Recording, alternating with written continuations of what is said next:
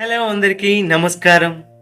Welcome to KK bro. మనం చిన్నప్పుడు నిద్రపోవడానికి మన అమ్మమ్మలు, నానమ్మలు, తాతయ్యలతో మంచి మంచి కథలు చెప్పించుకొని హాయిగా నిద్రపోయేవాళ్ళం.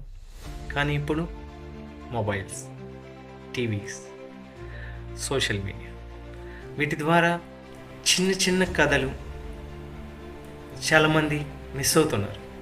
వాళ్ళందరి కోసం నేను మీకోసం తీసుకొస్తున్నాను చిన్న పిల్లల కథలు. ప్లీజ్ సబ్స్క్రైబ్ చేసుకోండి, లైక్ ఇవ్వండి, నచ్చితే మీకు తెలిసిన వాళ్ళకి అందరికీ షేర్ చేయండి.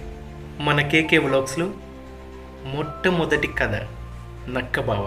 కాకులు దూరని కారడివి, చీమలు దూరని చిట్టడివి. అలాంటి ఒక అడవిలోకి అనుకోకుండా ఒక అతిథి వచ్చాడు. అతని నక్కబావ. అతను అక్కడి వాడి కాదు. అక్కడ వ్యక్తులకి ఎవరికీ తెలియదు. అక్కడున్న నక్కలతో, తోడేళ్లతో స్నేహం చేయాలని వాళ్ళలోకి కొంచెం. కానీ అక్కడున్న వాళ్ళు నువ్వు మావాడి కాదు అని తనను దూరం పెడుతూ వచ్చాడు. ఎంతో ప్రయత్నించిన ఆ నక్క వాళ్ళకి కలవలేకపోయింది. తనకి ఏం చేయాలో అర్థం కాలేదు. తిండికి అన్నిటికీ తను దూరం అవుతుంది. ఎలాగోలా ఏదో విధంగా తన తిండిని సంపాదించుకోవాలని అటుగా అడవి పక్కన ఉన్న ఒక ఊర్లోకి ప్రవేశించింది. అక్కడ మనకి చిన్నప్పుడు ఒక ఊరికి ఎంటర్ అవగానే మొట్టమొదట మనకు కనిపించేవి రెండు అంగళ్ళు. ఒకటి టీ అంగడి, రెండోది మంగళి షాప్. టీంగటి అతను మధ్యాహ్నానికి జరగకపోతే వెళ్ళిపోయేవాళ్ళు. నక్క ఒక చెట్టు తొర్ర దగ్గరే ఉండి కాపు కాస్తూ ఉంది. తనకి అమాయకంగా దొరకవలసిన అతని కోసం వెతుకుతూ ఉంది. అందరినీ గమనించింది. గమనించగా మంగళ కొట్టులో ఉన్న మంగళతను చాలా మంచివాడిగా, అమాయకుడుగా ఆ నక్కబావకి కనిపించాడు. నక్కబావ వెంటనే మంగళతని దగ్గరికి వెళ్ళి తను చాలా నీరసంగా ఉన్నానని, తనకి తిండి కావాలని, తను ఎంతో దూరం నుంచి ప్రయాణం చేసిందని మంగళతని అడిగింది. పాపం మంగళతను చాలా మంచివాడు, చాలా సున్నిత హృదయం కలవాడు. జంతువు అందులో నోరారా అడుగుతుంది. ఏం చేయాలో తెలియక తనకి తిండి పెడుతూ వచ్చారు. తన తిండి తినడం అలవాటైన నక్కబావ అక్కడే ఉండిపోయాడు. ఉండి మంగళతనికి మంచి మాటలు చెబుతూ తను ఒక మాయ చేసి తనని తన గుప్పిట్లోకి లాక్కుంది. నక్క చెప్పే మంచి మంచి కథలను, నక్క చేసే విన్యాసాలను చూస్తూ ఆ మంగళి అతను నక్కకి బానిసైపోయాడు. ఎలా అయిపోయాడంటే ఆ నక్క ఒకరోజు ఏం చేసిందంటే, మనం ఎందుకు మంగళ పని చేయాలి, ఓ పని చేద్దాం, ఓ మంచి తోటను పెంచుతాం.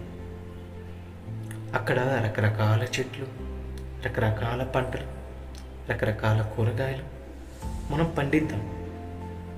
మనం ఆ పండు తినచ్చు, ఆ పంటను కొయ్యొచ్చు, దాన్ని తీసుకొని అమ్మి మనం డబ్బు సంపాదించవచ్చు. ఎంతకాలం ఇలా అందరికీ మంగళి పని చేస్తూ ఉంటావని మంగళతని నమ్మించింది. అది నమ్మిన మంగళతను తన పుట్టలో పడిపోయాడు.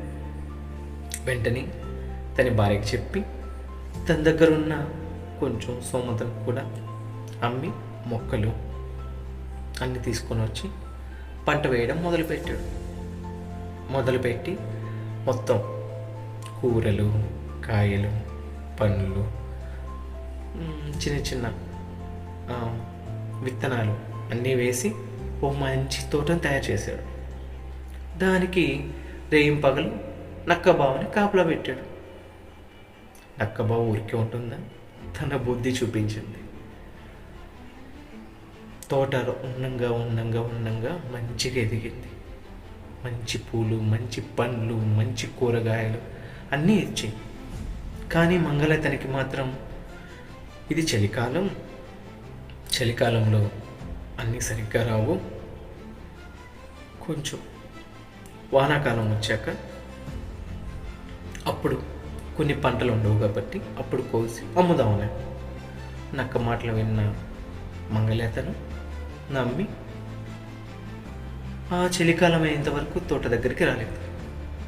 నక్కేం చేసింది, అన్నిటిని తను తిని ఇంకొన్ని వాళ్ళ అడవికి చేరదీసింది. అలా అక్కడ ఉన్న నక్కల సమూహాన్ని తను బంధువులుగా చేసుకోవాలనుకునేది. అలా అయితే అడవిలోకి వెళ్ళచ్చు. అడవిలో మాంసం అలవాటైన నక్క కూరగాయలు తినే ఎన్ని రోజులు ఉంటుంది.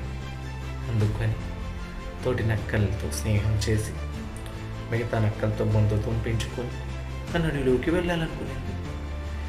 ఇదే సాకుగా వానాకాలం రాను వచ్చింది. మంగళతను మళ్ళీ వచ్చాడు, అడిగాడు. ఈసారి నక్కేం చేసిందంటే వానకి పిందెలన్నీ రాలిపోయాయి. కొంచెం వానాకాలం తగ్గని ఇప్పుడు పంట మళ్ళీ వస్తుందేమో చూద్దామనేది నిరాశతో మంగళతను తన భార్య ఇద్దరు బాధతో వెనక్కి తిరిగారు. మళ్ళీ పంట వచ్చింది. మళ్ళీ నక్కలకే పెట్టింది.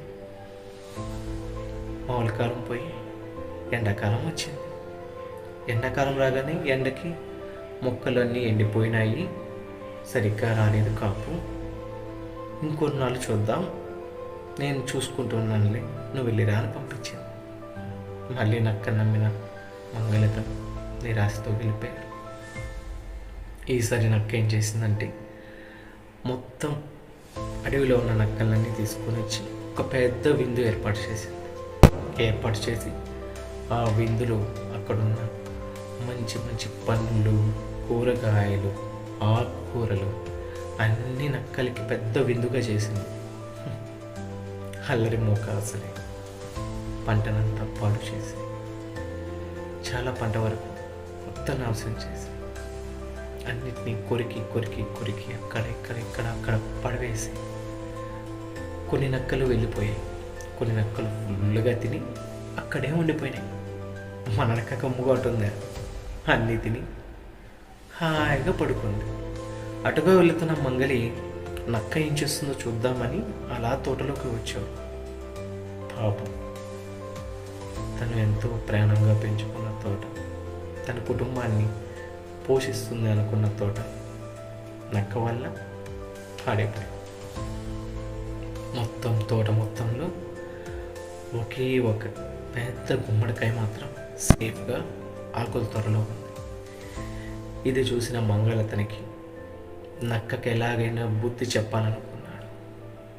అంటే నేరుగా తన మంగళి షాప్కి వెళ్ళి అక్కడున్న కత్తెరలు, బ్లేడ్లు అన్నిటిని నీట్గా సానబట్టి ఆ గుమ్మడికాయలోకి కూర్చాడు. అవి కనపడకుండా అక్కడక్కడ ఆకులు కప్పేసి తను వెళ్ళిపోయాడు. నిద్ర మేలుకున్న నక్కకి చాలా ఆకలి అనిపించింది. వెతికింది.